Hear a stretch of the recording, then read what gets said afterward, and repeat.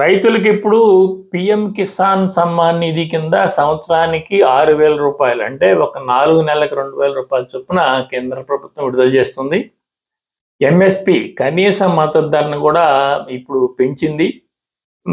అదేవిధంగా ఇంకా కొన్ని సబ్సిడీలని అంటే ఎరువుల మీద కొన్ని సబ్సిడీలను ఇస్తూ ఉంది. అయినప్పటికి కూడా అప్పుడప్పుడు తరచూ రైతు ఉద్యమాలు జరగటం, అయినప్పటికీ ప్రభుత్వం ఇంకా రైతులకు ఏదైనా చేయాలనే పట్టుదల మోడీకి ఉంది.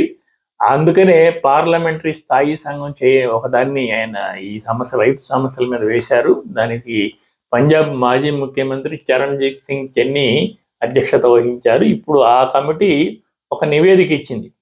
ఆ నివేదిక ప్రకారం రైతులకి ఆర్థిక స్థిరత్వం ఉండటం లేదు. రైతు కుటుంబాల్లో ఆర్థిక స్థిరత అంటే ఒక సంవత్సరం పండినప్పుడు వాళ్ళ కుటుంబాలు బాగా నడుస్తున్నాయి.